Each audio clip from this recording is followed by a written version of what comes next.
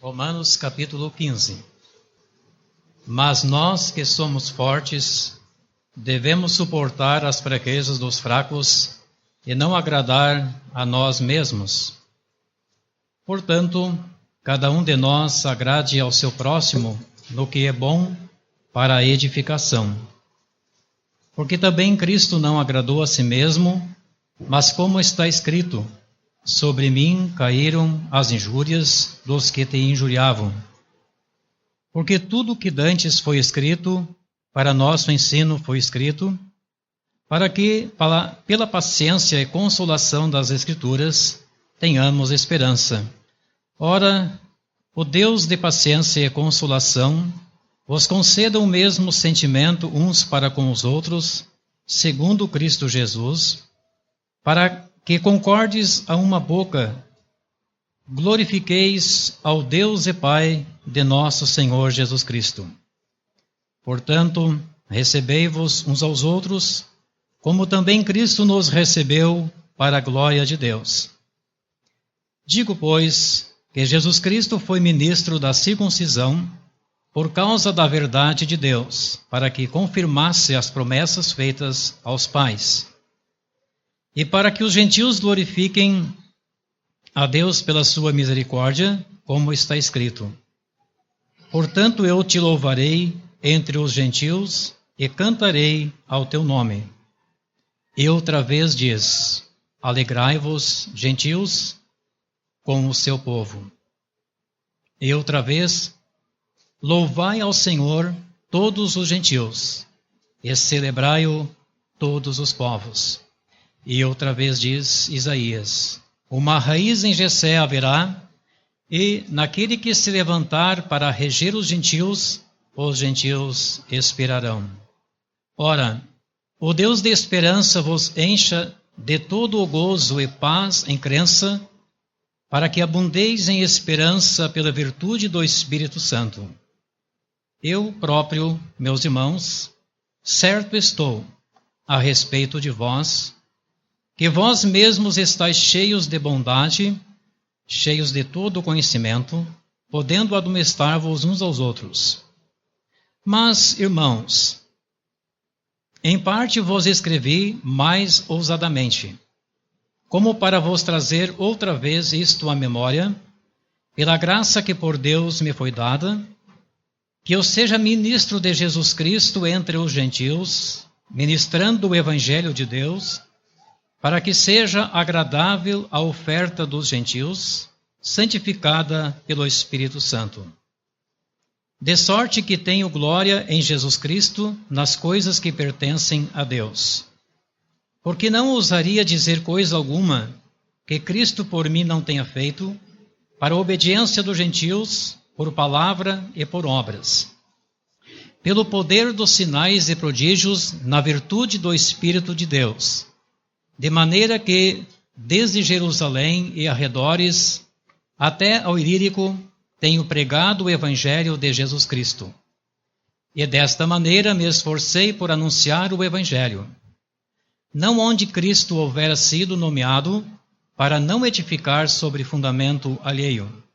Antes, como está escrito, aqueles a quem não foi anunciado o verão, e os que não ouviram o entenderão. Pelo que também muitas vezes tenho sido impedido de ir ter convosco. Mas agora, que não tenho mais demora nestes sítios, e tendo já há muitos anos grande desejo de ir ter convosco, quando partir para a Espanha, irei ter convosco, pois espero que, de passagem, vos verei e que para lá seja encaminhado por vós, depois de ter gozado um pouco da vossa companhia. Mas, agora, vou a Jerusalém para ministrar aos santos, porque pareceu bem a Macedônia e a Caia fazerem uma coleta para os pobres dentre os santos que estão em Jerusalém. Isto lhes pareceu bem, como devedores que são para com eles. Porque se os gentios foram participantes dos seus bens espirituais, devem também ministrar-lhes os temporais. Assim que, Concluído isto, e havendo-lhes consignado este fruto, de lá, passando por vós, irei à Espanha. E bem sei que, indo ter convosco, chegarei com a plenitude da bênção do Evangelho de Cristo. E rogo-vos, irmãos, por nosso Senhor Jesus Cristo e pelo amor do Espírito, que combatais comigo nas vossas orações por mim a Deus, para que seja livre dos rebeldes que estão na Judéia, e que esta minha administração, que em Jerusalém faço, seja bem aceita pelos santos, a fim de que, pela vontade de Deus, chegue a vós com alegria e possa recriar-me convosco. E o Deus de paz seja com todos vós. Amém. Eu agradeço ao nosso amado irmão por ter lido o capítulo. Então estamos estudando este livro tão precioso, a Carta aos Romanos. Eu não vou ocupar tempo repetindo o que ouvimos as outras noites. Apreciei a abertura na primeira noite e concordei com tudo o que foi dito. Resumindo, capítulos 1 a 8, Deus justo em justificar pela fé. A retidão de Deus em justificar pela fé. Capítulos 9 a 11, a retidão de Deus em julgar a incredulidade de Israel. E a partir do capítulo 12, como temos estudado esta semana, a reação que Deus espera na vida do justificado. Uma vida sobre o altar para servir a Deus. E nós já temos visto, isto nos leva ao uso dos dons, a maneira de nos tratar um ao outro, relações entre os crentes e também relações com o mundo onde nós vivemos. Poderia só resumir estes capítulos. Capítulo 12, consagração. Capítulo 13, compromissos na sociedade. E ontem de noite ouvimos de seu Roberto, em capítulo 14, a convivência, o mais forte com o mais fraco, e a consideração mútua um com o outro.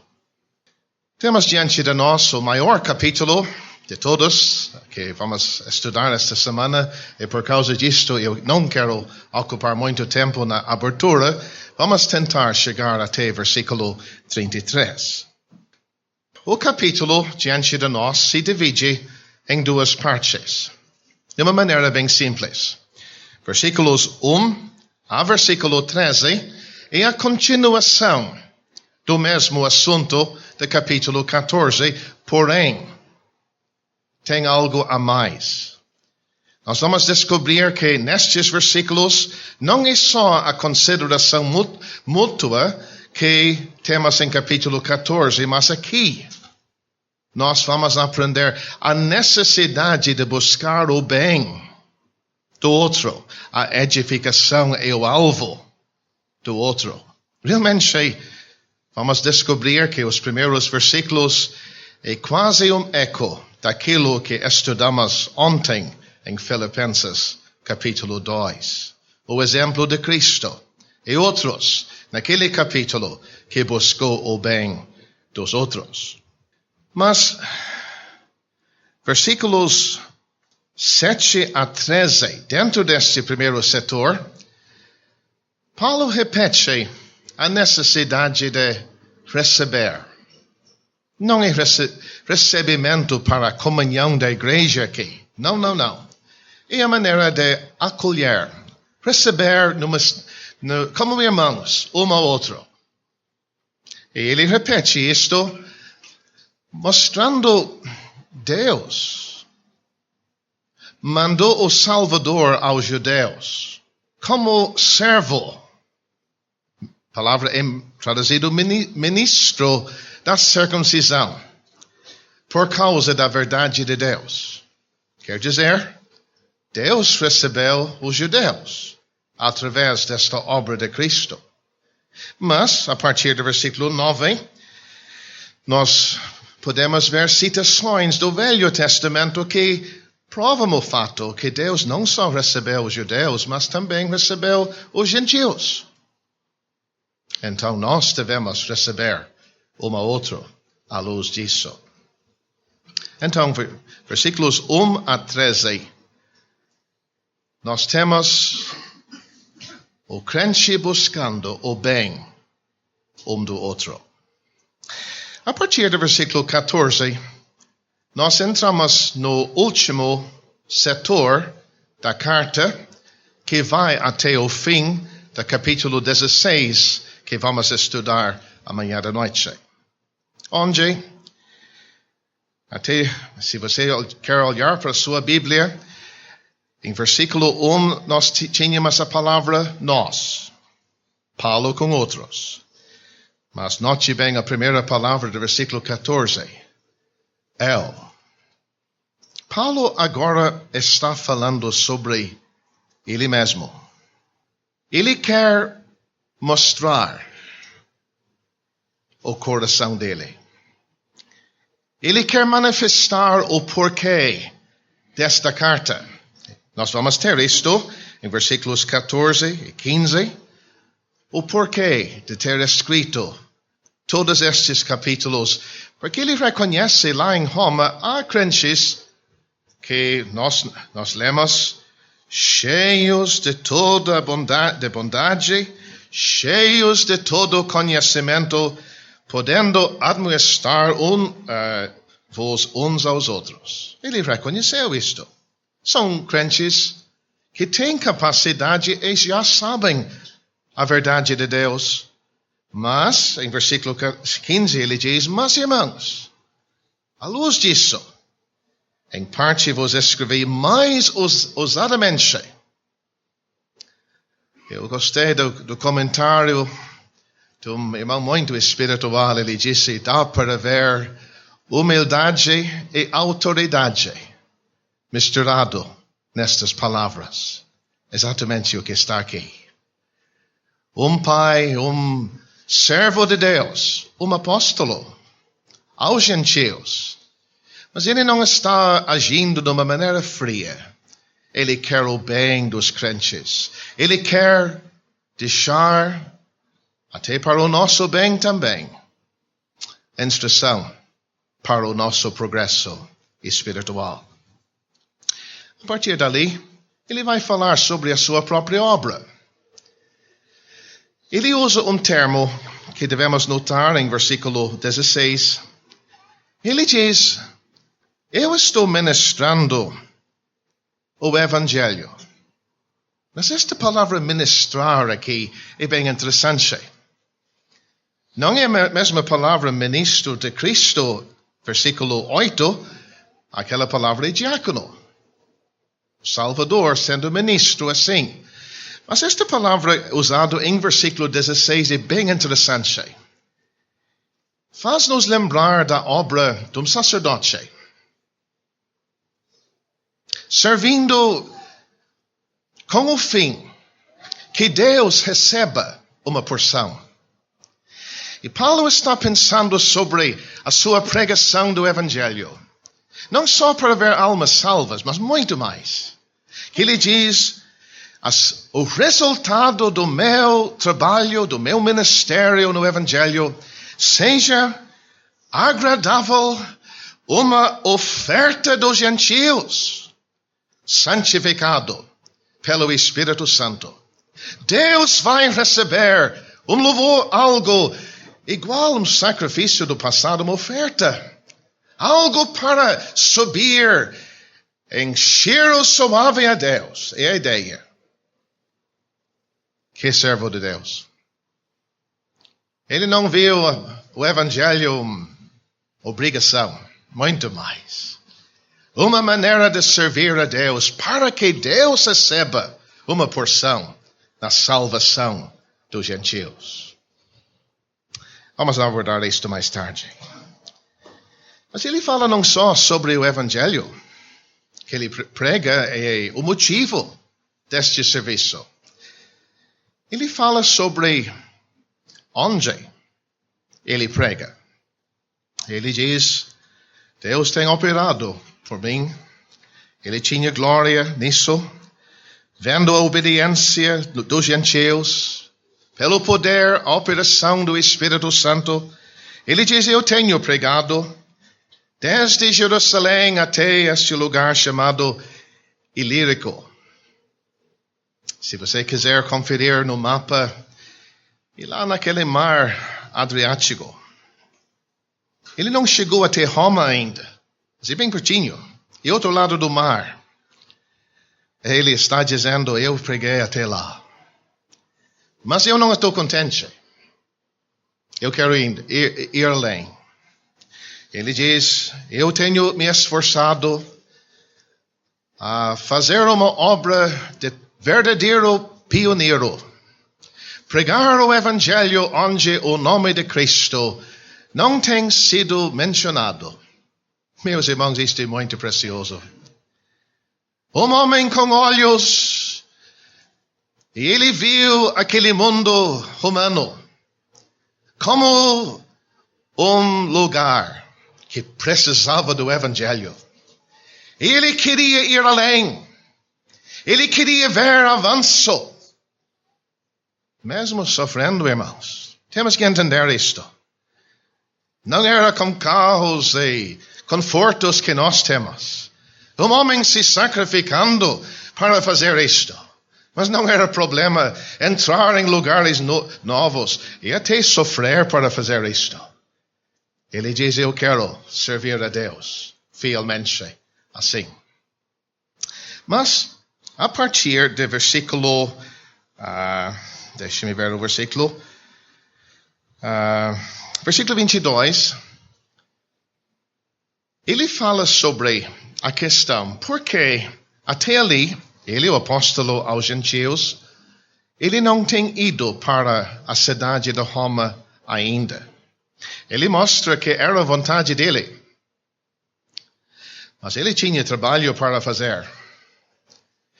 Mas ele diz em versículo 23 que está chegando a hora onde ele está que o trabalho é tal que ele pode ir adiante.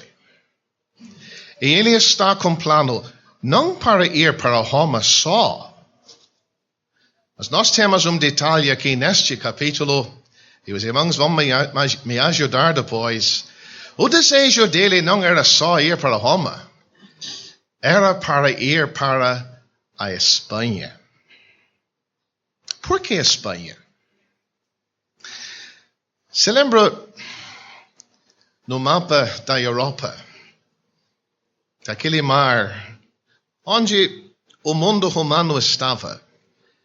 Espanha era o limite até o mar Atlântico. Ele está com desejo até ir até o fim.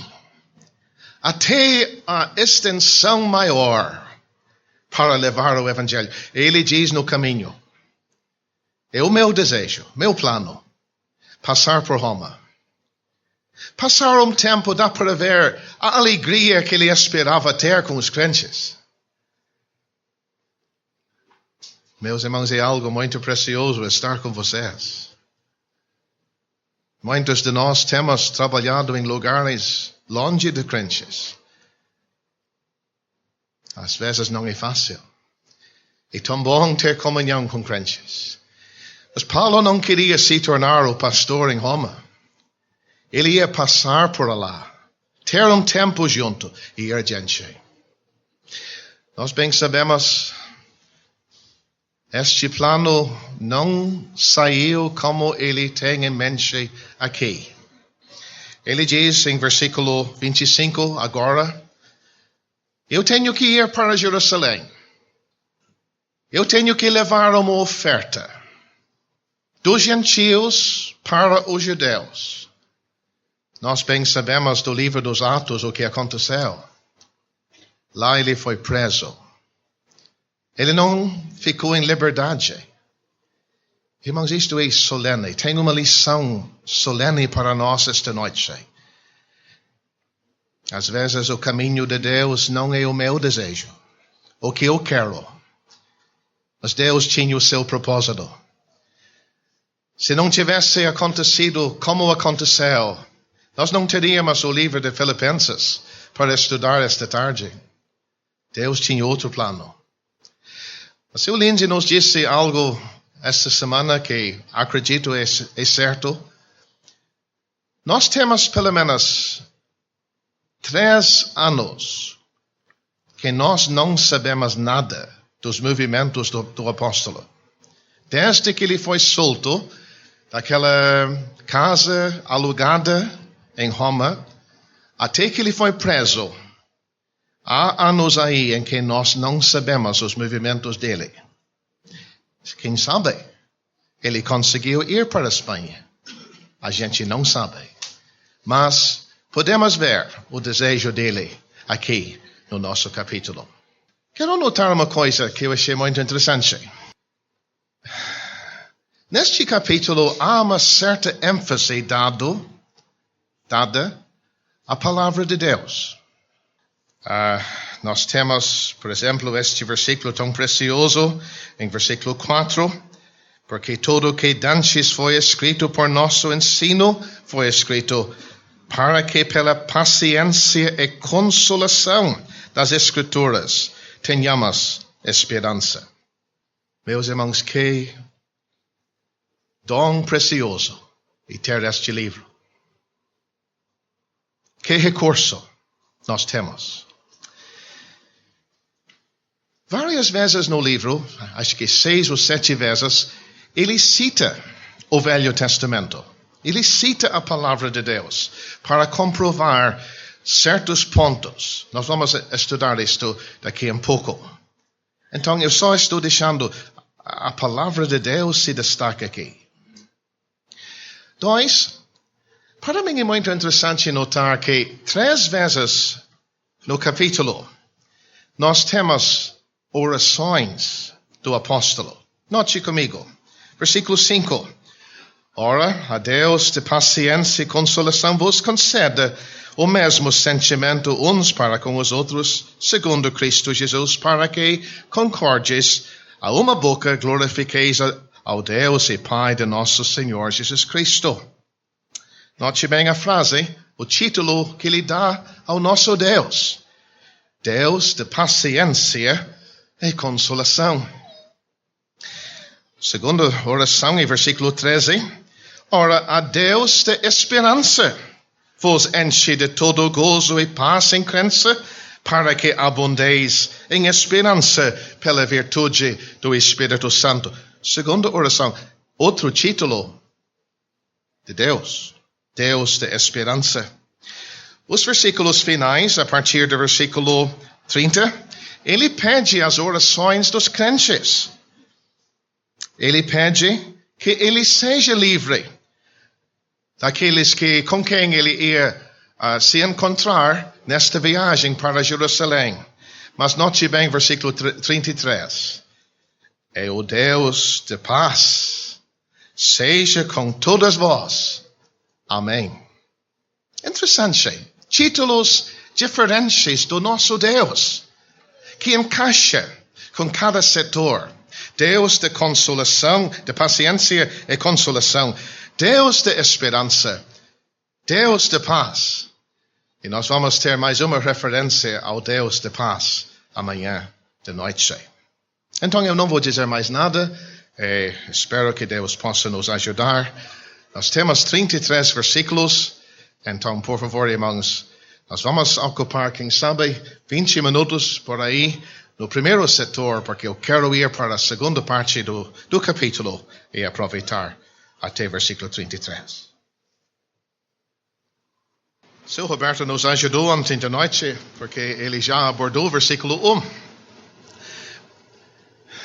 Nós que somos fortes. Paulo incluindo a si mesmo entre este grupo que ele chama fortes.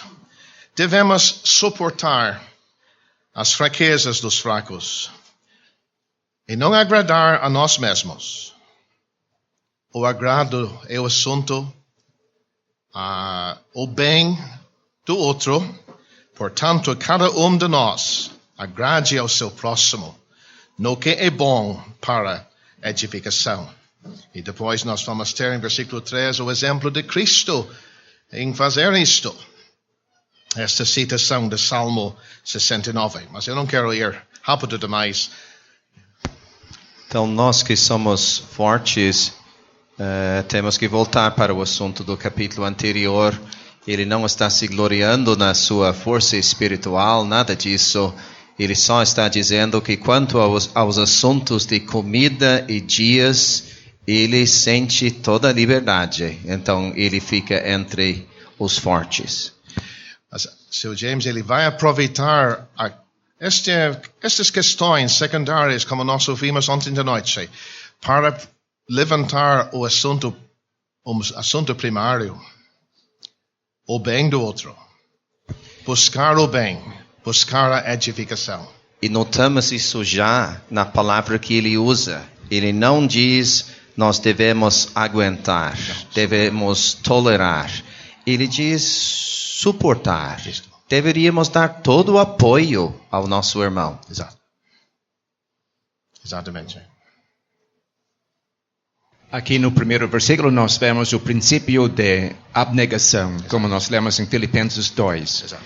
Não atente cada um para o que é propriamente seu, mas cada qual também para o que é dos outros. O forte tem que considerar o mais fraco. Isto. E se for necessário, abrir mão dos seus direitos, só para acomodar e tranquilizar a consciência sensível do fraco. Isto. Exatamente. Ouvimos isto ontem de noite. Mas eu vejo aqui o lado mais positivo agora. Buscando o bem. Não só aguentando estas questões e tratando com pouca importância. Não. Há algo que deve me marcar. Buscar o bem do meu irmão. A edificação dele. Portanto, cada de nós agrade ao seu próximo no que é bom para edificação. Esta palavra edificação é bem interessante. Edificar, levantar, dar força. É muito mais fácil destruir, desmanchar do que edificar. Quando construímos o novo salão em Sapiranga, nós compramos um terreno que já tinha uma casa. O primeiro passo foi desmanchar a casa. Foi muito fácil, muito rápido. Levou muito mais tempo para construir o novo prédio. Esta colocação é boa. Muito fácil destruir, mas temos que nos esforçar para construir, acrescentar uma coisa positiva na vida dos outros. E meus irmãos, nós devemos buscar isto entre todos nós. Muito fácil criticar, debochar. Não. Isto não deve entrar na questão. Devemos buscar a edificação, o avanço espiritual um ao outro. Sr. Carlos? Várias vezes nós lemos do irmão em capítulo 14. Agora no versículo 2 nós lemos do nosso próximo. Talvez tenha uma ligação com o que temos na carta aos Gálatas. Façamos bem a todos, mas primeiramente aos domésticos da fé. Isto é muito bom. A palavra dever em versículo 1 é uma das palavras-chave da carta aos Romanos. Se lembra, Paulo sentia uma dívida em capítulo 1, um dever. Ele devia o Evangelho. E se você pegar esta palavra e dar uma olhada, tem várias referências. A nossa dívida, suportar o nosso irmão. Então, versículo 3, o exemplo supremo é o Salvador mesmo. E ele dá essa citação de Salmo 69, e versículo 9. Porque também Cristo não agradou a si mesmo, mas como está escrito, sobre mim caíram as injúrias dos que te injuriavam. Essa citação traz para a superfície a intimidade, a terna intimidade que havia entre Deus e seu Filho. Yes. O versículo está dizendo que as injúrias que atingiram a Deus, atingiram o Filho. Isto. Exatamente. Que exemplo para nós. Ele pronto a aceitar as injúrias dirigidas ao Pai, ao Deus, ao seu Deus. Ele aceitou. Versículo 4 se refere ao fato de ter havido uma citação. No versículo anterior. Sim. Tudo. Então nós temos aqui o uso e a necessidade de lermos e atendermos ao Velho Testamento. Ótimo. Isto. Seu João? Pois não. Seu João. Nós estamos estudando sobre a edificação do povo de Deus e aquilo que devemos suportar e aquele espírito de ajudar. Eu estava lembrando sobre Onesíforo, quando Paulo estava algemado naquelas cadeias. Aquele homem procurou Paulo, achou, ajudou. A presença dele causava prazer para o coração de Paulo, mas não pensando sobre algemas no sentido literal, mas, quem sabe, outras algemas, em sentidos figurativos, como no caso a fraqueza de compreensão sobre dias, sobre comida. Quem sabe não tem certa compreensão que precisava ter. Será que a gente está disposto a procurar esse irmão, procurar essa irmã, com aquele espírito de ajudar? Seu João, aquela passagem é tão preciosa. No mesmo livro ele diz, os da Ásia se afastaram dele. Este irmão tão querido, buscando achá-lo, por que buscar achar? Ele não estava mais na sua casa alugada. Ele estava numa prisão, possivelmente uma caverna, um lugar muito desconfortável. Não tinha organização como uma cadeia que nós temos hoje. Este irmão, arriscando a vida dele, se associar com Paulo naquela hora, era realmente ter a sua identidade marcada. Ele é amigo de Paulo. Eu entendo isto, a Ásia se afastando. Mas o paralelo é muito interessante. O Salvador aceitou as injúrias do seu Deus cair sobre ele. Este irmão fez exatamente o mesmo papel com o apóstolo Paulo. Sim. João, será que eu estou entendendo o versículo 3 corretamente? Vamos ouvir. Estou um pouco confuso. Sobre mim caíram as injúrias dos que te injuriavam. Isto. Como é que isso prova que ele não agradou-se a si mesmo? Seu Lindsay, quem sabe o senhor quer colocar como o senhor entende. Eu vou tentar encaixar. A única maneira é que foi um ato voluntário Exato. da parte de Cristo. Sim. Que ele deixou essas injúrias cair sobre ele. Sim. Mas não está escrito assim. Em Salmo. Eu achei que era um pouquinho diferente, mas eu também pensei na mesma dificuldade. Mas para mim, Cristo tanto agradou a Deus, que o que caía sobre Deus, caía sobre ele. Então, ele agradou tanto a Deus, que assim, quando as pessoas queriam fazer alguma coisa contra Deus, fizeram contra ele. Neste sentido. Foi mais nesta geração que eu estava entendendo. Mas isto é muito bom que o senhor abordou, seu Lindsay. Mas Cristo não agradou a si mesmo. Isto? Ele estava pronto a agradar a Deus até aceitar as injúrias que era de Deus mesmo. Porque o contexto é agradar a Deus, né? Seu João, Sim. e o que Pedro escreveu em 1 Pedro 2, quando o injuriavam, o Senhor Jesus não injuriava, Exato. mas entregava-se àquele que julga justamente. Certamente. Ele não resistiu, não revidou, vamos dizer, mas ele suportou o sofrimento. Mas tem um ponto aqui que eu acho que é muito bom para os crentes pegar. O que Paulo diz sobre isto? Exemplos assim do Velho Testamento. E para nossa instrução, mas mais, nosso conforto. Imagine só crentes em Roma recebendo esta carta. Daqui a um pouco eles vão passar por muitas tribulações, muitas injúrias. Este Nero que por 12 anos governou esta cidade, ele vai queimar alguns desses crentes vivos. Injúrias? Mas agradaram a Deus? O exemplo de Cristo, pronto a receber as injúrias dirigidas ao seu Pai, ele aceitou.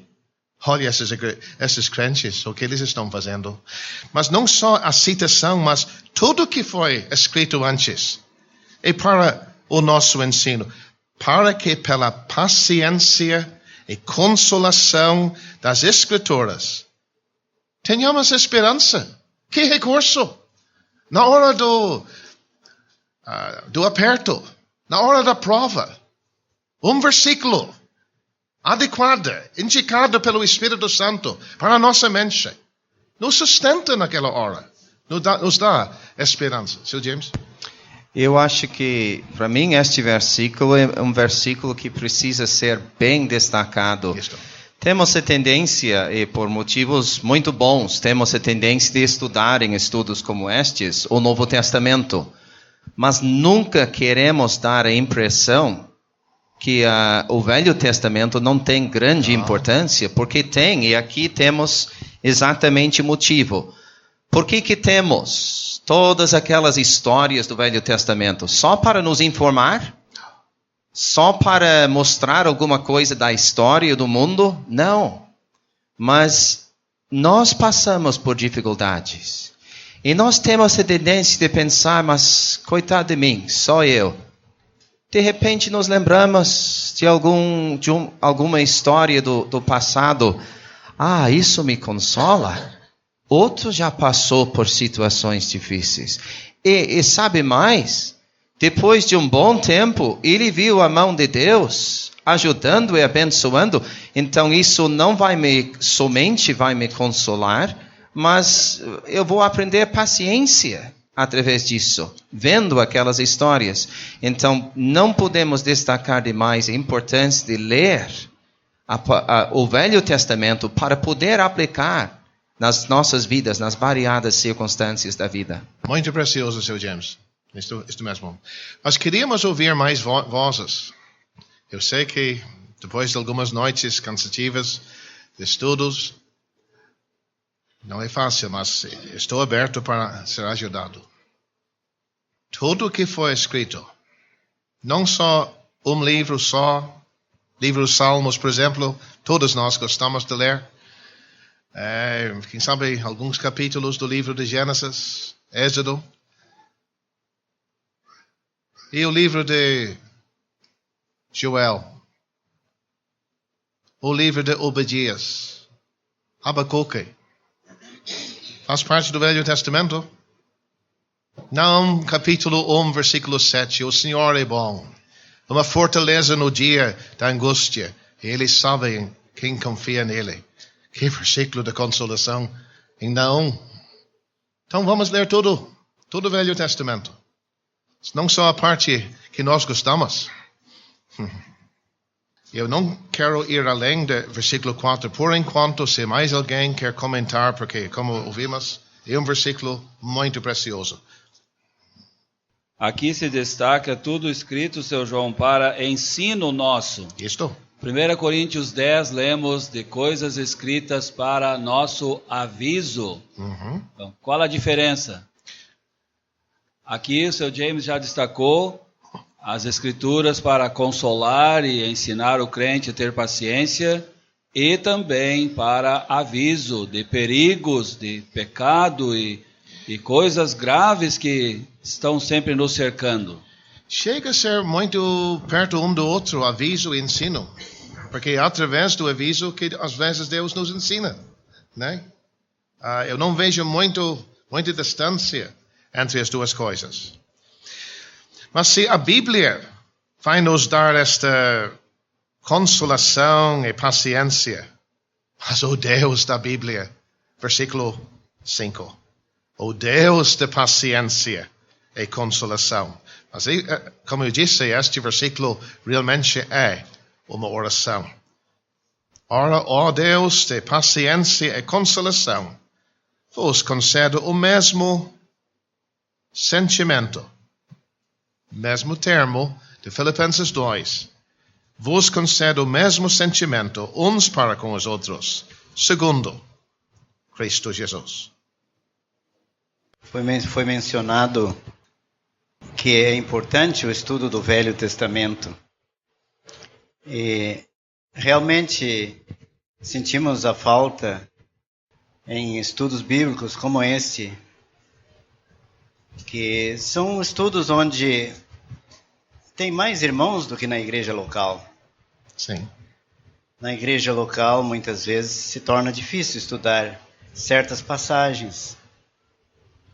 E se houvesse estudos do Velho Testamento, digamos, aqui, esta semana, nós, voltando para nossas igrejas locais, poderíamos levar aquele conhecimento e procurar aplicar aquilo, que é bastante difícil, o Velho Testamento.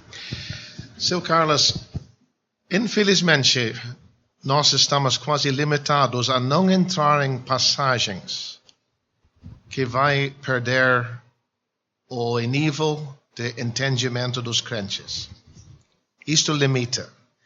Certamente queremos estudar estas passagens, mas nós temos que admitir, entrando, por exemplo, nas ofertas, fizemos aqui em Porto Alegre alguns anos atrás as festas de Jeová, e até tinha reclamação, mas é muito fundo. É uma pena. Mas nós queremos alguma coisa que vai ser fácil para todo mundo pegar, para aplicar em suas vidas. Mas eu concordo totalmente com o senhor. Eu gostaria de ter estudos até mais profundos do Velho Testamento. Certamente. Comentei estes dias, gostaria muito de ouvir Gênesis 1, 2, 3, 4 sendo estudado. Num estudos assim. Gostaria. Como é importante, Sr. João, tem um estudo acerca do tabernáculo, ajuda-nos acerca da morte de Cristo, os sacrifícios, ofertas e pano de fundo, realmente? Certamente. Há certos assuntos que, quem sabe, seria mais fácil manejar em ministério do que estudos do Velho Testamento. E certamente temos irmãos capazes para fazer isto. Estudos, às vezes, seria mais difícil. Quem sabe o senhor mesmo teria esta capacidade. Seu João, exatamente isso que eu estava pensando, que ministérios, de fato, há muitos trechos do Velho Testamento que seria muito difícil conduzir um estudo, até arranjar perguntas para fazer. Mas um ministério sobre o Velho Testamento nos fortaleceria para, ao aprender, ouvindo o ministério, repartir depois com os outros. Certamente. Nas igrejas, no interior. Certamente. Concordo com o senhor. Não tem ouvido. Porque uma vez alguém disse que eu não aprendo com os homens, eu aprendo com Deus. Mas não é esse o nosso pensamento. Não. O que nós temos aprendido com os irmãos. Muito pouquinho, sozinho, em casa. Temos aprendido nas reuniões. Não, mas, seu Carlos, o ensino, por exemplo, de Efésios capítulo 4. Deus deu dons para instruir a igreja. Nem todos têm isto. Nem todos. E nós temos que admitir isto. Mas o alvo é o desenvolvimento do povo de Deus. E tais irmãos têm que manejar a palavra de Deus. E vão responder no tribunal de Cristo se tiver feito ou não. Seu Lindsay. Então, versículo 5, esta oração, Sr. João, ele ora: o Deus de paciência e consolação vos conceda o mesmo pensamento. O mesmo pensamento. Então, ele está pensando nas diferenças secundárias, vamos dizer, entre fortes e fracos. Ele pede para que sejam mínimas, ou quem sabe até não existentes mais. E o próprio fato de Deus ser o Deus de paciência vai me ajudar. Eu devo agir igual a Ele. Ter paciência. Ter esta consolação. Ter este mesmo sentimento ou pensamento. Nós usamos ontem, o senhor não estava no enterro, a mesma mente. A mesma maneira de pensar. Exatamente. Mas versículo 6. O resultado disso, para que concordes a uma boca, glorifiqueis ao Deus e Pai de nosso Senhor Jesus Cristo. Mais uma palavra muito interessante na carta aos Romanos é a palavra boca. Se lembra capítulo 3? Toda a boca, aliás, 3:14, a boca cheia de maldição e amargura. No mesmo capítulo 13:19, toda a boca esteja calada e todo mundo seja condenável diante de Deus. Capítulo 10, se confessares com a tua boca Cristo como Senhor e no teu coração credes, e agora, esta boca que era tão cheia de pecado, agora confessando Cristo, mas mais, concordando. É mais do que concordando. Glorificando ao Deus e Pai de nosso Senhor Jesus Cristo. Estava gostando de levar mais um passo à frente. Estas bocas logo vão cantar em redor do trono os louvores do Salvador. Que coisa boa. Então é impressionante a passagem, o capítulo anterior começou com este problema de possível conflito entre irmãos por causa de pequenas diferenças, mas o assunto é tão bem tratado que o resultado é união aqui e até adoração. Todas as vozes adorando a Deus. Então é um bom exemplo de como nós deveríamos tratar de problemas. Isto é muito bom, Sr. James. Sr. João, eu gostei da sua colocação ali da boca e a quarta vez. O que deu a mudança? Eu tenho a resposta aqui para o senhor. Então. O Evangelho de Cristo, pois, é o poder de Deus para a salvação. Ótimo. De vez em quando nós encontramos pessoas, não muito, com uma boca suja. Deus pode operar e pode salvar tal pessoa e nós não precisamos ficar desanimados, mas animados. E a grande mudança da salvação normalmente se vê já na boca. Ele fala diferente. Eu estava gostando, eu não consegui entrar no estudo do seu Crawford hoje de tarde, no estudo do seu Lindsay. Ele disse que a cidade de Filipos, sendo uma colônia, vestia diferente, falava uma outra língua. O senhor falou? E usava até outra... Como? Latim, isto. Meus irmãos, nós somos cidadãos do céu. E se é assim, nós devemos aparecer diferente. Nós devemos falar diferente. Tem um homem lá em Santa Catarina. antes de ser salvo tinha uma boca suja. E o povo notou depois de ser salvo que ele falava com os bois numa outra língua. Tá vendo? Sr. João?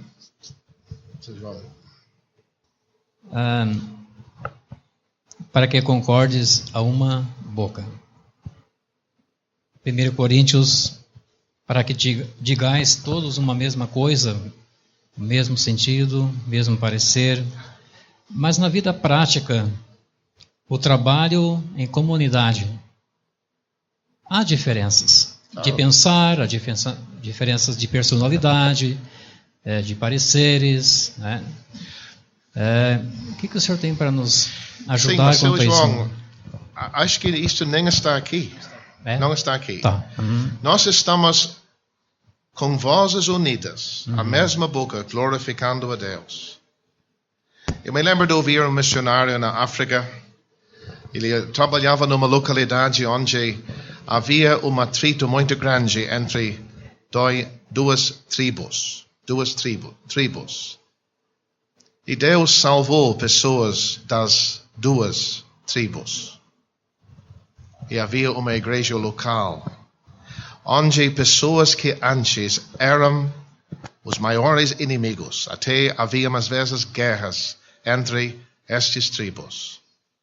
Ele disse, me lembro bem, muitas vezes ele chorava de ouvir as vozes unidas cantando os louvores de Cristo. Antes, inimigos, agora com uma boca, glorificando a Deus. Está aqui, irmãos. Está aqui. Eu só queria dizer, pensando na pergunta de seu João, que de uma certa forma, no contexto, nós temos diferenças. Então, a maravilha é que, tratando o nosso irmão com amor, com paciência, visando a edificação dele, fazendo tudo para apoiar o nosso irmão, vai ter este resultado. Então, o ensinamento destes 2 capítulos mostra como nós podemos evitar conflito por causa de coisas insignificantes. Isso. Então, vamos adiante. Versículo 7. Portanto, recebei-vos. Se nós estamos falando a mesma coisa, glorificando a Deus com a mesma boca, divisão acabou, união existe. Recebei-vos uns aos outros. Ontem ouvimos como Deus nos recebeu. Aqui, como Cristo nos recebeu para a glória de Deus. E a partir do versículo 8, ele trata o passado. O judeu, os da circuncisão. E veja bem, eu entendo a palavra aqui, circuncisão, realmente como uma maneira de expressar os de Israel. Não, como vimos hoje de tarde, os que insistiam em circuncisão. Não. Meu Salvador foi ministro, foi servo da nação, dos da circuncisão. Por quê? Por causa da verdade de Deus, para que confirmasse as promessas feitas aos pais. Irmãos, as promessas do Velho Testamento, Deus há de se cumprir. Esta passagem é muito preciosa, nos lembrando de capítulos 9 a 11, que nós não estudamos esta semana. Alguém poderia pensar, lendo aqueles 3 capítulos, então Israel, olha, está fora, está na cegueira. Mesmo o que lemos em capítulo 11 vai ser embutido de novo. Mas, não, Deus vai cumprir todas as promessas que Ele fez para a nação. E a partir do versículo 9, os gentios. Para que os gentios glorifiquem a Deus pela sua misericórdia. E Ele dá 4 citações do Velho Testamento. Nós não estamos lá ainda para comprovar isto. Então, irmãos, rapidamente, porque já estamos quase fechando o tempo que eu queria deixar para esta parte do... Só queria destacar estas referências para a glória de Deus, Está bom? será que nós sempre falamos e participamos e servimos com este objetivo primário, que Deus seja glorificado? Isto é muito importante. Deve ser o alvo. Havia neste mundo que podia dizer: glorifiquei-te na terra, tendo consumado a obra que tu me deste a fazer. Sim, e a própria vinda dele, em primeiro lugar, era para a glória de Deus, Exato. nas alturas, e depois paz na terra, Exato. bênção para outros. Sim, isto mesmo. Seu João, também Cristo nos recebeu. Isso aconteceu no momento de conversão. Certamente. Então tem uma recepção mútua nessa hora. Isto, entre O Deus. pecador recebe a Cristo, no mesmo instante Cristo recebe o pecador. Exatamente. Isto é muito bom. Então, estas citações, versículo 9, vindo do Salmo 18 e 49, portanto, eu te louvarei entre os gentios e cantarei o teu nome. Versículo 10, Deuteronômio 32, 43, alegrai-vos gentios com o seu povo. Versículo 11, vindo do Salmo 117, versículo 1, louvai ao Senhor todos os gentios e celebrai-o todos os povos. E versículo 12, vindo de Isaías 11 e versículo 10, uma raiz em Jessé haverá, e naquele dia, e naquele que se levantar para reger os gentios esperarão. São Tomás? A salvação dos gentios sempre estava no plano de Deus. Realmente, seu tratamento do povo de Israel, dando-lhes o tabernáculo, a lei, etc., etc., fazia parte do grande plano que acabaria na vinda de Cristo, no estabelecimento do Evangelho e a sua ida por todo o mundo. Então, Deus tinha em vista, desde o começo, a evangelização do mundo inteiro. E alguns, que nem a menina em 2 Reis 5, já fizeram um trabalho. Ela falando com a sua senhora do profeta em Israel. Isto é bom. João, já que estamos pensando sobre os gentios aqui, conforme Efésios, aquela carta, Paulo nos mostra que os gentios eram separados do povo de Israel. Exato. Eles não tinham parte nessas bênçãos, mas agora tem em Cristo. E já que o apóstolo Paulo é um homem para pregar o evangelho aos gentios. Então, exato. Acredito que essas citações estão abrindo o caminho para o segundo setor do capítulo, onde ele vai revelar o coração dele e como ele sente a necessidade de todas as nações disponíveis para ouvir esta mensagem. Seu Roberto. Estou pensando ainda, Cristo nos recebeu, seu João, para a glória de Deus. O Senhor Jesus recebeu o erudito, vamos dizer, Nicodemos. Ele também recebeu o endemoninhado gadareno. Então, e aqui diz, para a glória de Deus, a salvação de cada pessoa é para a glória de Deus. Isso é muito bom. Talvez esquecemos isso. Pode ser uma pessoa mais simples, insignificante, quem sabe, para o mundo, mas para Deus, aquela pessoa é preciosa. Muito bom, exatamente. Estávamos falando, seu João, da importância do Velho Testamento. Aqui, só olhando nessas citações, podemos ver o conhecimento que Paulo tinha do Velho Testamento. Temos uma citação da lei, dos salmos, dos profetas, todo o Velho Testamento. Como o senhor sabe, seu James, na carta aos Romanos temos mais citações do Velho Testamento do que qualquer outra epístola. Só o Evangelho de Mateus tem mais citações do que qualquer outro livro no Novo Testamento.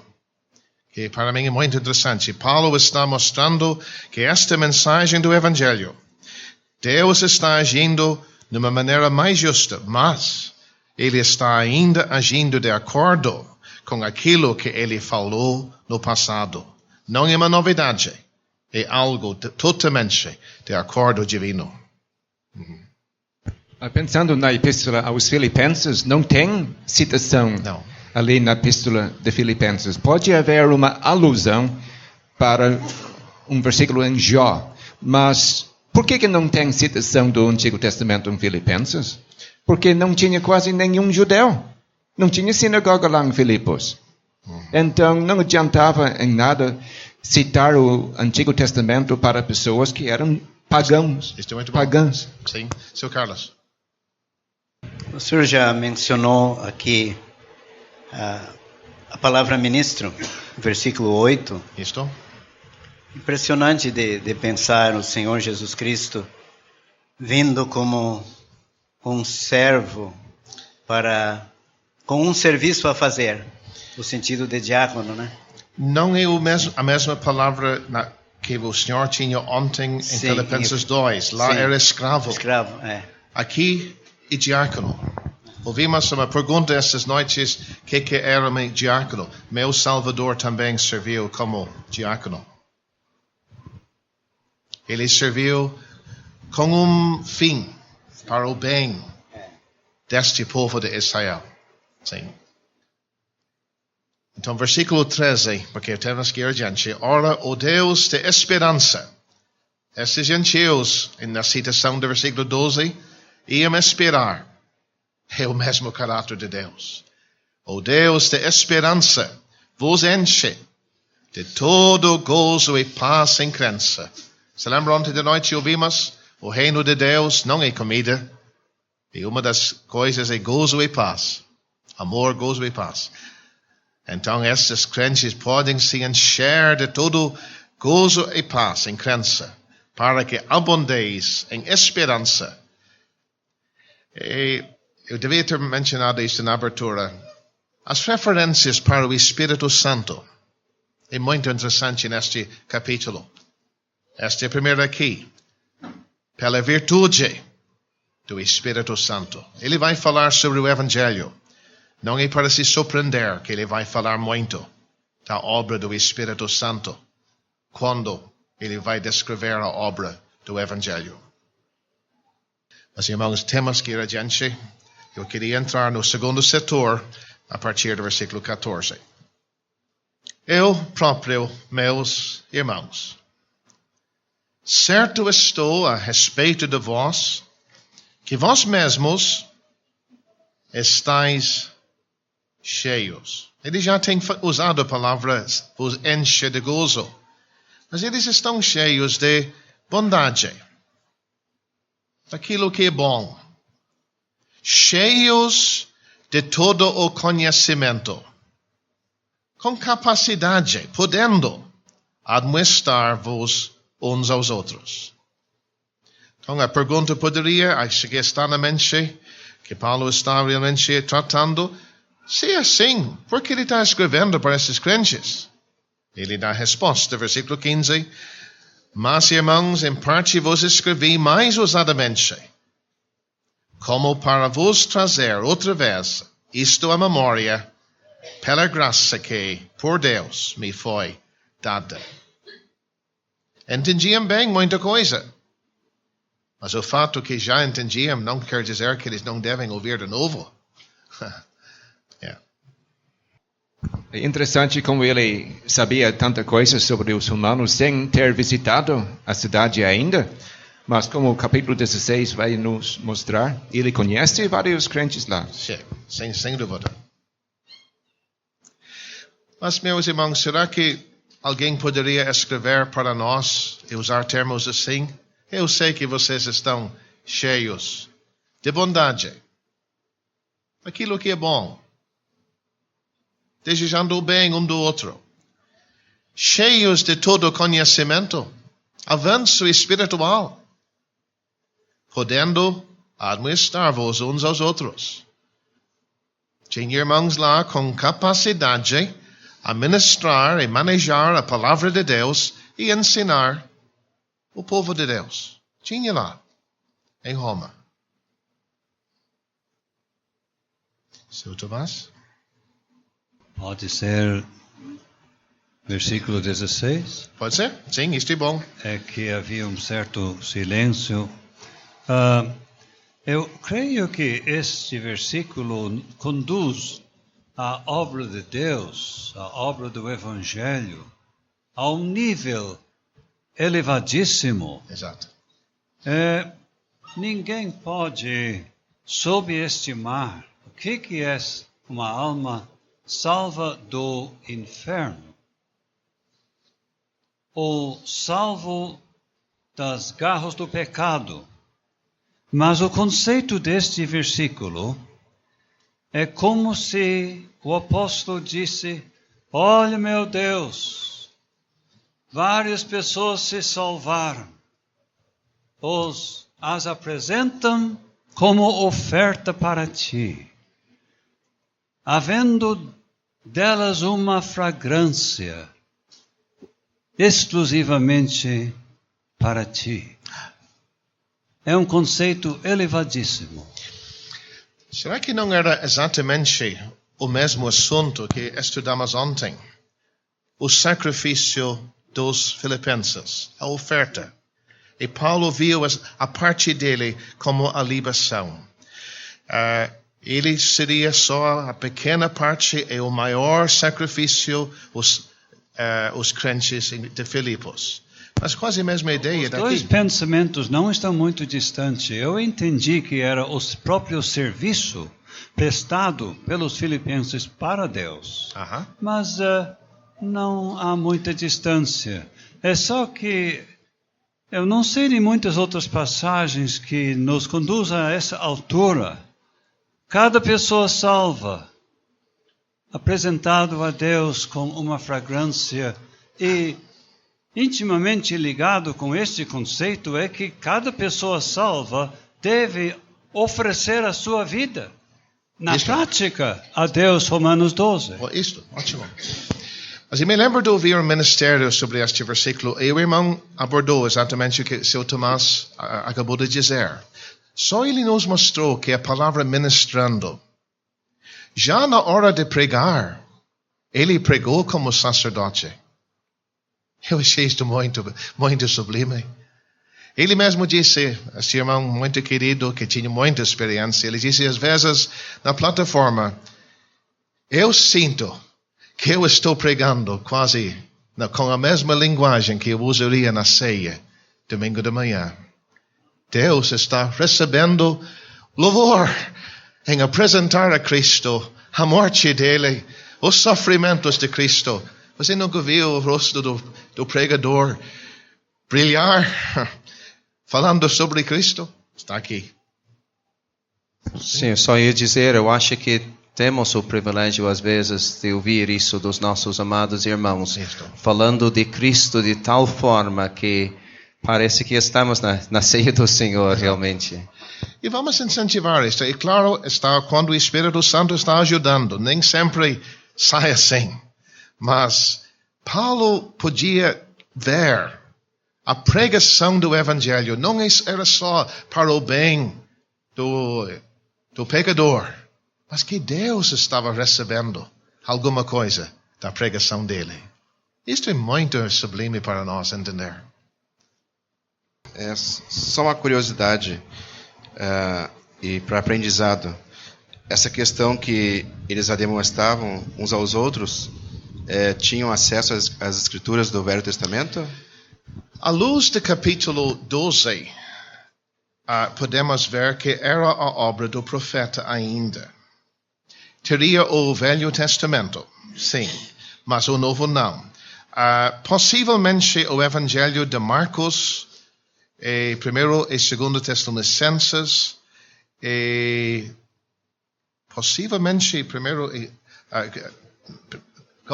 Tiago, certamente Tiago foi escrito.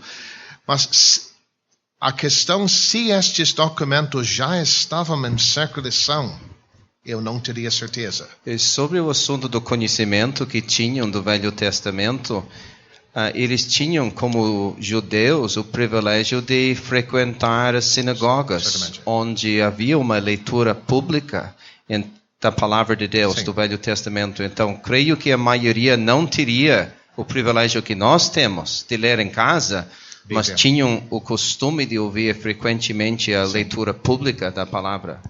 Certamente. Os judeus. Mas acredito que haviam gentios aqui também.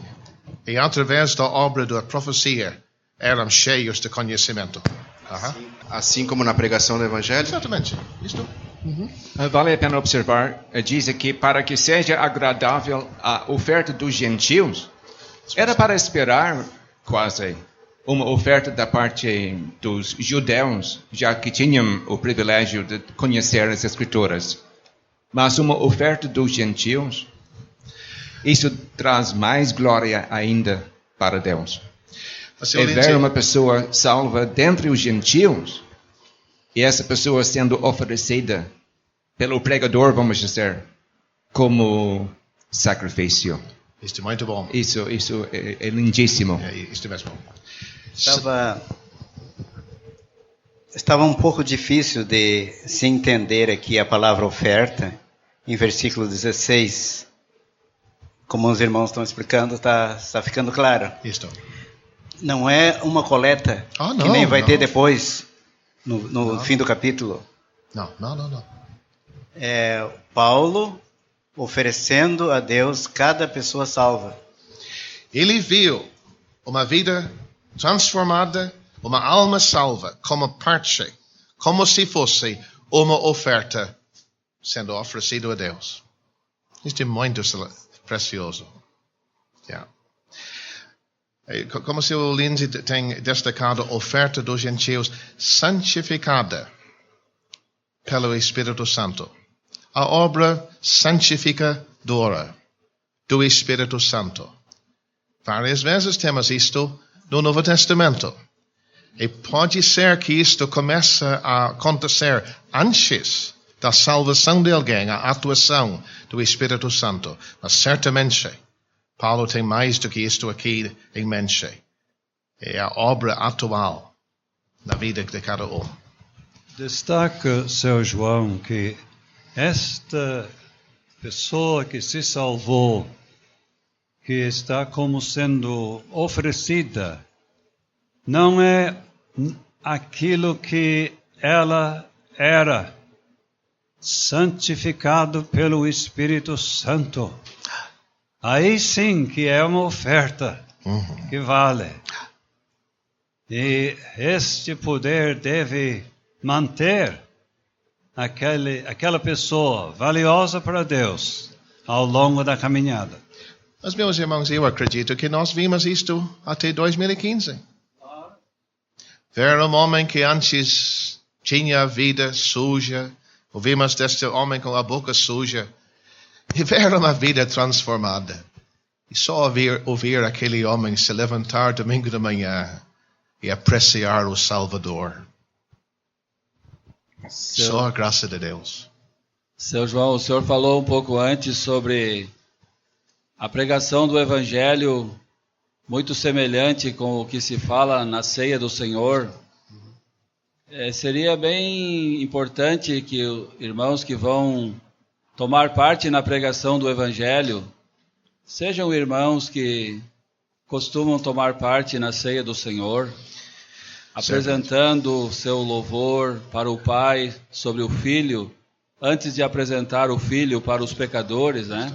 É isso mesmo.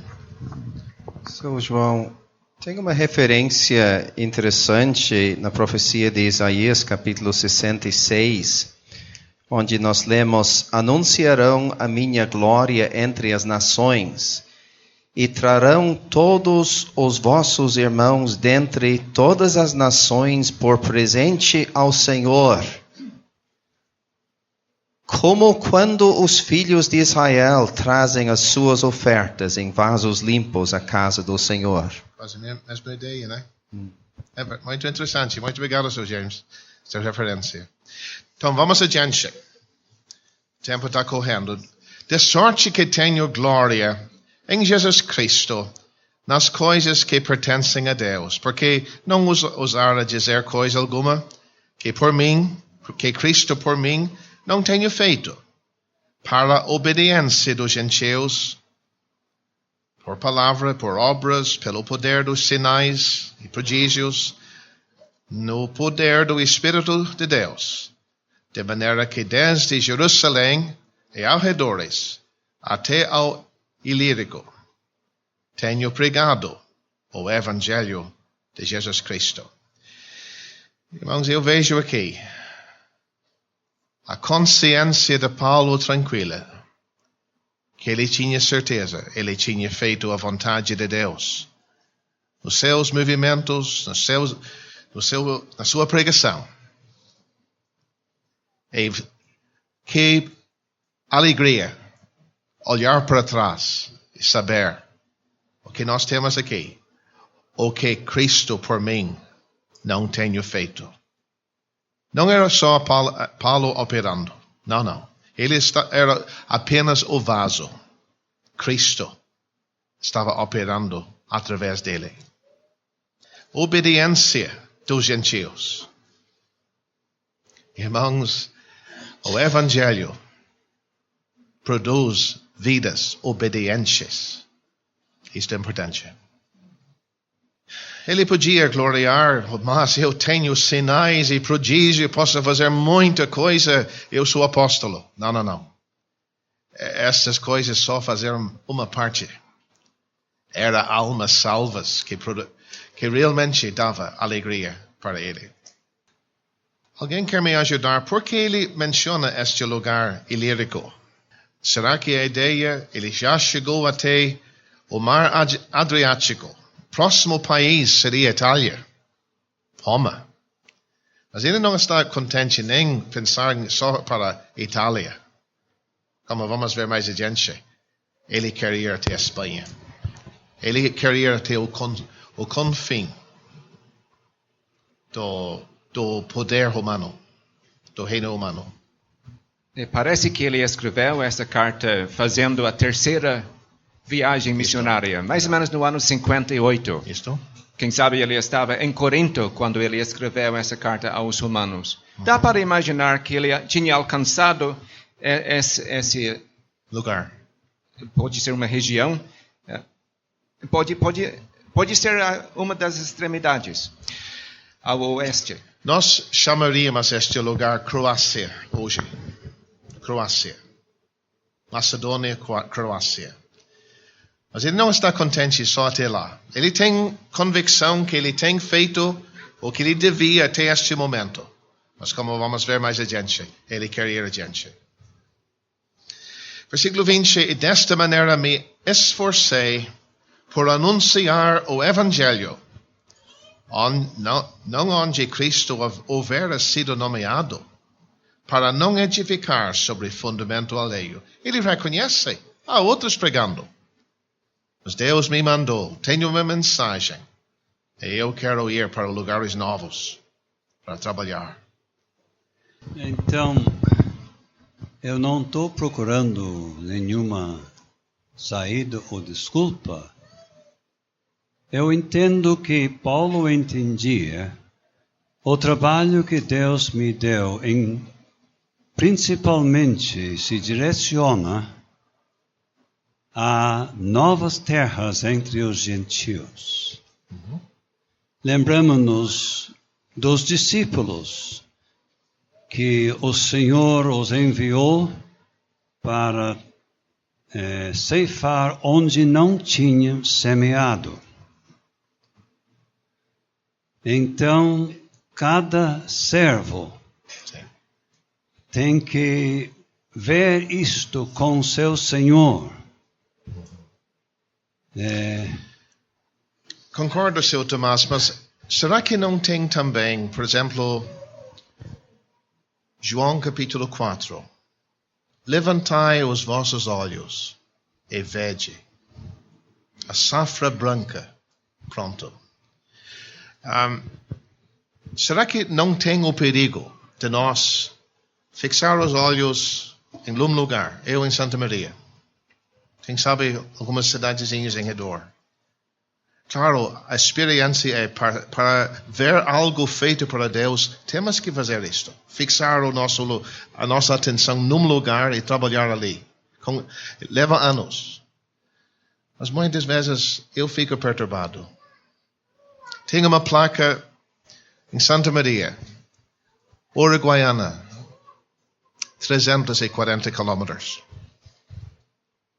Não tem nenhuma igreja local entre Santa Maria e Uruguaiana. Não tem nada. Não tem nada do Evangelho.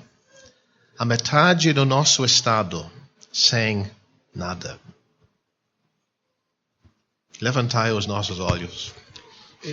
Só pensando neste versículo que eu acho muito relevante, seu João, pensando no contexto, eles logo viram em João capítulo 4 muitas almas sendo salvas entre os samaritanos, bem perto. Então, eu acho que eles, quando Cristo falou aquelas palavras, eles olharam e eles não podiam enxergar nada de possibilidade, mas ali, perto de onde eles estavam, Deus estava prestes a operar de uma maneira maravilhosa. Então, não precisamos necessariamente olhar num lugar muito distante. Sim, entendo. Não deveríamos perder a esperança, até mesmo entre os samaritanos, vamos dizer. Sim. Concordo. Isto? Uhum. Eu só queria dar o retorno. Pois não? Eu acho que a sua colocação vai bem de encontro com o que eu queria ouvir. Eu queria alguém que ampliasse o assunto. Isto. Tá. E seu James também. Isto. Seu Carlos? Temos dois pensamentos aqui nesses versículos. Paulo queria ir até o fim do mundo conhecido naquela época, até a Espanha, lado de lá do Oceano Atlântico. E interessante também de ver que ele reconhece que tem outros trabalhando. Sim. Deus nos revelou o trabalho dele, de Paulo principalmente, no sentido de não ir para a Ásia. Mas de certo outros foram para a Ásia. Sim. Outros foram para outra parte. Uhum. Mas ficou para nós apenas registrado esta parte aqui, né? Mas como nós temos ouvido, Sr. Carlos, cada tem que ser guiado por Deus quanto à sua própria obra. Meu trabalho não é o trabalho do Senhor. Então, certamente temos que ter exercício diante de Deus para estar no lugar onde Deus está nos guiando e nos usando. Isto. Seu João, o Salvador falou para os discípulos: a seara realmente é grande, mas poucos os ceifeiros. Rogai, pois, ao Senhor que dá seara, que mande ceifeiros para a sua seara. Isto. Quando foi a última vez que eu vi alguém, numa quarta-feira, no estudo bíblico, oração, orar assim? Bom, o apóstolo Paulo conhecia bem Miqueias 7:18. Quem, ó Deus, é semelhante a ti, que perdoas a iniquidade e que te esqueces da rebelião no restante da tua herança. O Senhor não retém a sua ira para sempre, porque tem prazer na benignidade. Muito obrigado. Uhum. Muito obrigado. Quero ir para o versículo 22 adiante, irmãos. Só temos 15 minutos.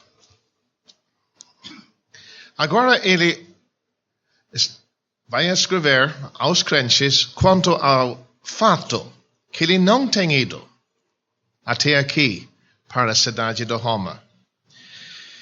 Ele diz, pelo que também muitas vezes tenho sido impedido de ir ter convosco. Dá para ver nestas palavras que ele queria ir.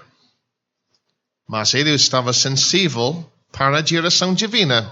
Foi impedido. Isto é algo para nós pensar. Eu gostaria de estar em tal lugar, mas se Deus não abrir o caminho, a porta, Deus tem outro trabalho para a gente. Mas quem sabe no futuro vai dar. Em versículo 23, mas agora que não tenho mais demora nestes sítios, e tendo já há muitos anos grande desejo de ir ter convosco. Eu gostei de um comentário do meu irmão muito espiritual, tal de Sylvain. Ele disse, só um homem espiritual mesmo poderia detectar o meu tempo aqui está acabando. Eu posso ir indo. Discernimento espiritual é necessário para este passo. Eu achei isto de muito valor. Seu João, ele fala em Atos 16 que foi impedido pelo Espírito Santo. Isto? Interessante notar quando o Espírito Santo impede, abre outra porta. Quando o diabo fecha uma porta, ele não abre outra. Isto? Mas como funciona isso na prática, seu João? Como é que o Espírito Santo impede?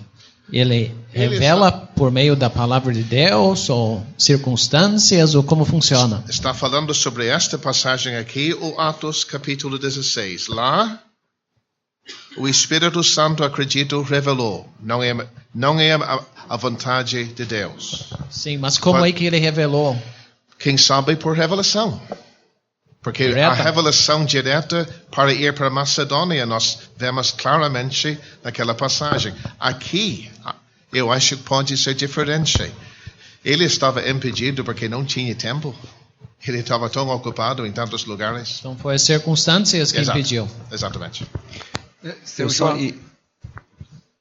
Se ele tivesse ido para Roma, como ele desejava, ele teria edificado sobre fundamento alheio. Tá bom, mas o fato que ele queria ir para Roma indica que ele não fez questão de evitar ir para um lugar onde outro irmão tinha trabalhado. Isso.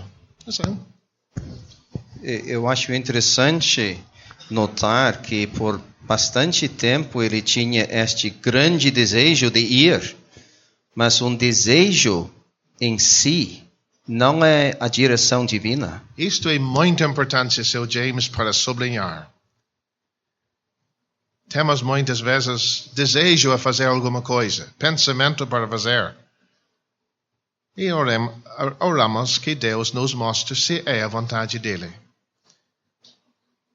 Eu tinha muito interesse em ir anos atrás para um outro país. E Deus me mostrou que não era a vontade dele, que era a vontade de Deus para a gente vir para o Brasil. Sr. João, não sei se eu não estou me concentrando muito bem, mas eu ainda não entendi muito bem sobre edificar sobre o fundamento alheio. Só uma pergunta, uma comparação. Nosso irmão, seu João, tio João Macan, sim, veio para Caxias do Sul.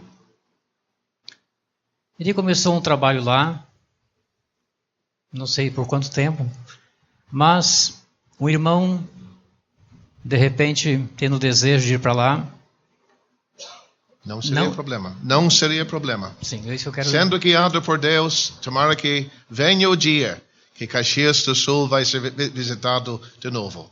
Deus guiou meu tio para lá.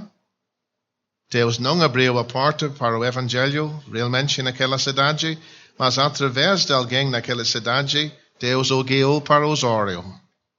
E Deus operou em salvação e até hoje tem o resultado em Osório.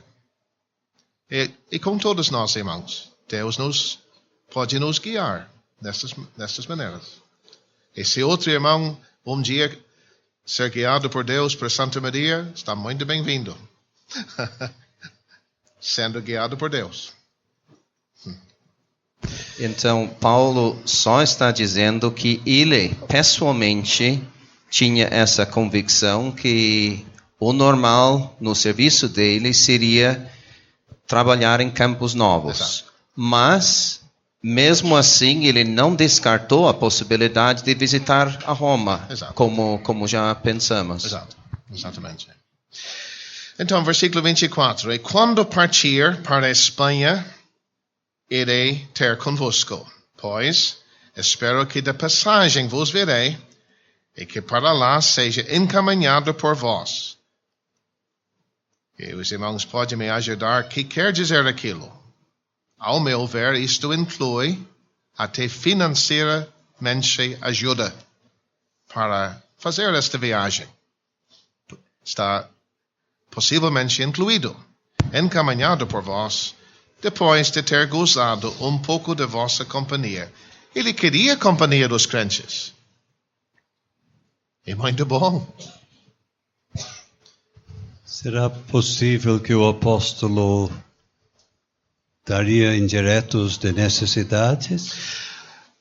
Eu não vejo como indireto, seu Tomás, mas o senhor não concorda comigo que, sendo encaminhado, poderia incluir ajuda financeira?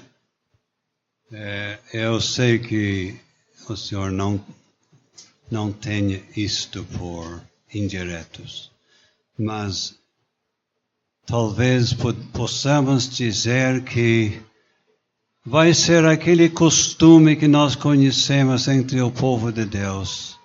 Eu vou ter onde parar. E vocês vão me encaminhar na outra etapa da minha viagem, como é costume entre o povo de Deus. Podemos dizer que é neste espírito aí, sim. Porque nunca que ele pedia pelos outros, pelos pobres, mas nunca pedia para si. Vamos ouvir isto amanhã, Filipenses capítulo 4.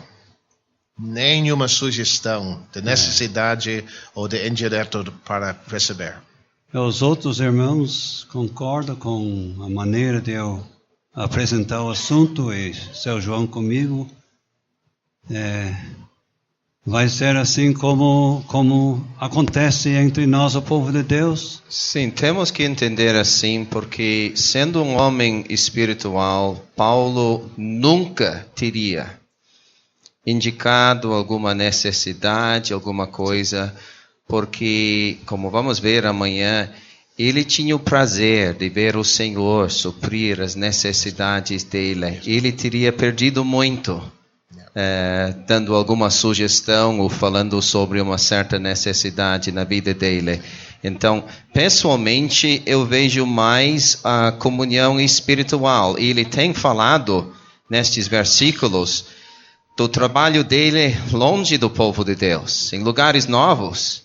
Então, ele deveria ter valorizado muito a companhia dos crentes, e eu acho que ele está pensando principalmente neste lado. Ele vai continuar a viagem bem animado depois de passar tempo com eles. Mas plano...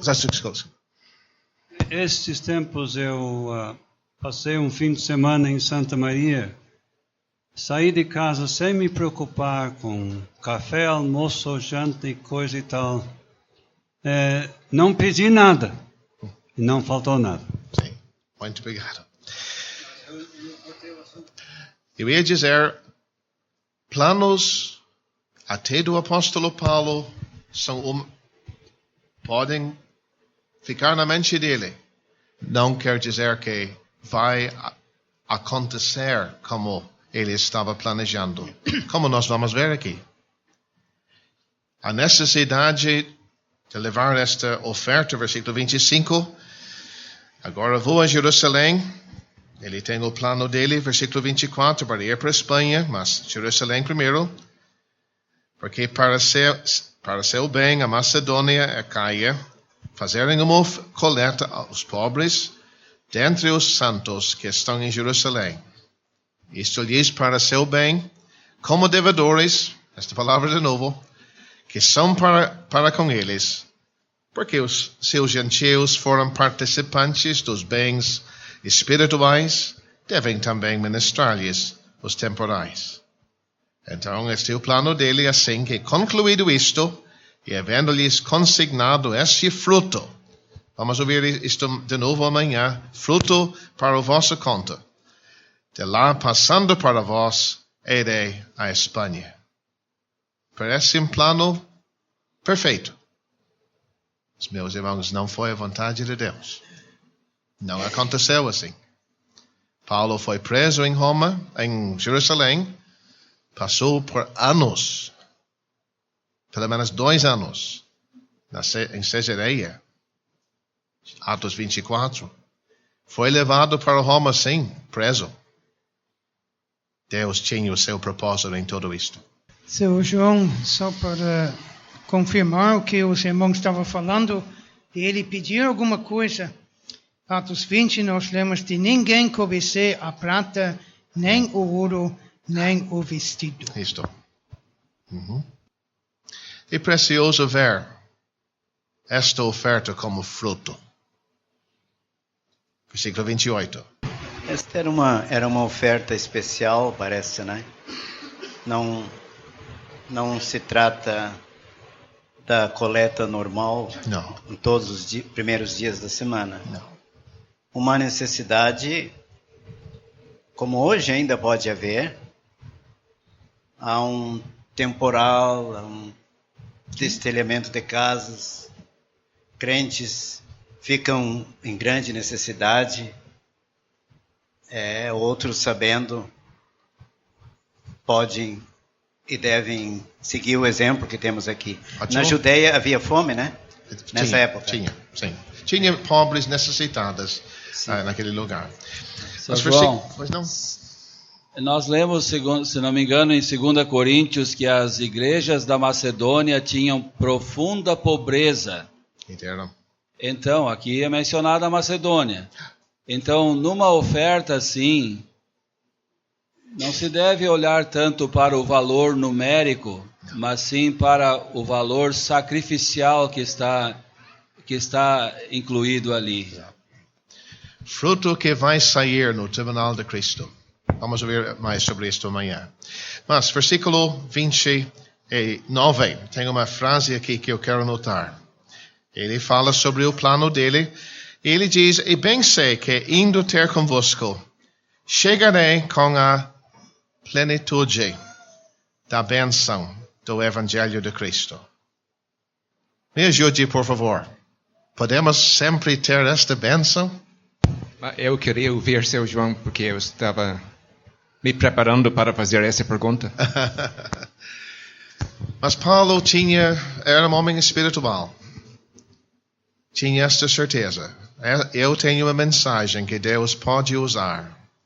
E diante de Deus, ele esperava que Deus usasse aquilo e resultaria em plenitude de bênção até na cidade de Roma. Eu sei de servos na nossa época que podiam dizer isto. Eu nunca. Sim. Como o senhor se lembra do seu Albert McShane, muitas vezes eu ouvi ele dizer: um homem espiritual deve agradecer a Deus pela salvação das almas antes das almas se salvarem.